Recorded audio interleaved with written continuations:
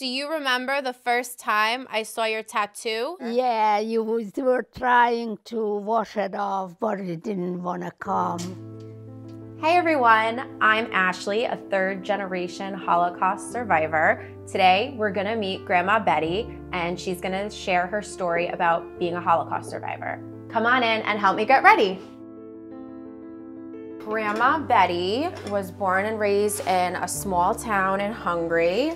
She grew up in a religious family, so she was always very connected to Judaism.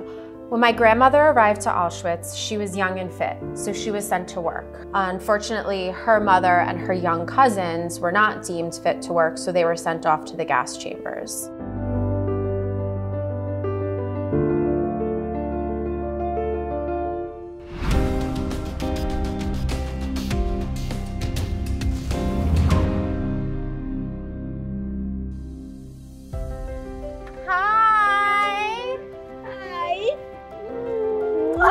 That's my cousin, that's my brother, that's my father. He will never be without a hat. He was a very, very religious man. When we were in the carol car, the train stopped and it was near the crematorium, but we didn't know. And my father wanted to know what's going on. He moved the Venetian blind and looked out what he could see. And it was smoke. It was screaming. So many Jewish people dead.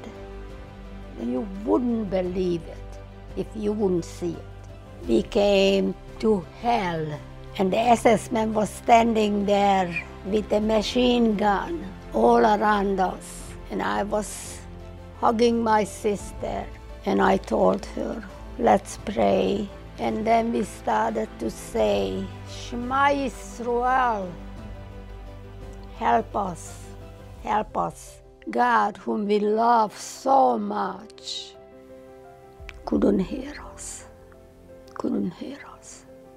What did it mean to grow up Jewish? Davening by heart, I was always doing it, and I was so proud of it to be a Jew. So when you came to the United States in 1950, did you feel like you were safe to practice Judaism how you did back in Hungary? Oh yes, oh definitely, definitely. We had kosher home. And you were free to go to shul, synagogue for Shabbat and the holidays. Oh, yes, yes, yes, we did that all. A lot of my generation feels like we're more spiritually connected. We may not be as observant or religious. I sometimes drive my car on Shabbat.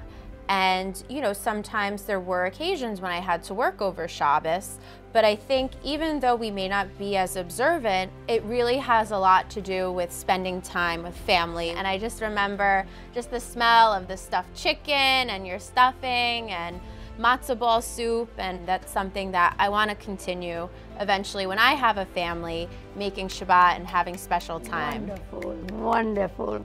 So why is it important to teach children in America about the Holocaust?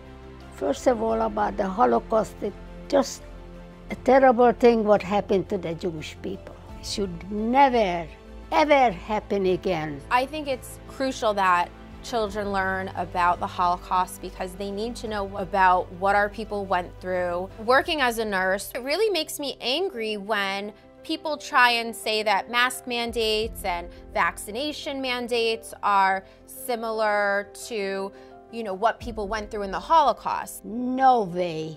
Oh my God. How could even say something like that? How important was it for you to get a higher education or go to college and get a degree?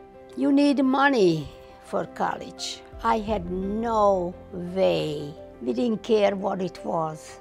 We just looked for a job to make some money. We wanted to get back to Jewishkeit. We wanted to be able to go and get the kosher chicken. And that was a big, big thing for us. I'm the first person in our family to have a master's degree. It was always really important for me to establish myself in my career, to be financially independent, and then I'll worry about getting married and having kids. You're a smart girl and you know what you want for your life, and I'm just so proud of you. Grandma, if I married someone non-Jewish, would you be okay with that? Would you come to the wedding? Definitely not. I don't like it. I brought up Jewish and that's all I know about it. I don't want to mix marriages.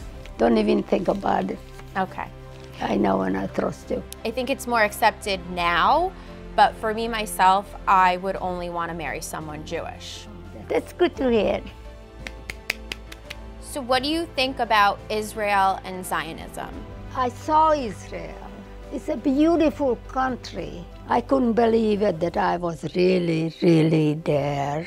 Israel should live for a long time and a lot of people should support it. Today is crazy how quickly news spreads. You have the news on TV, you have the paper, you have the internet, but you also have social media. I think people don't realize that when you attack the Israeli people and Israel as a state, it can come across as anti-Semitic. In Hungary, we didn't have no news. It's not like here. It's everything you could read.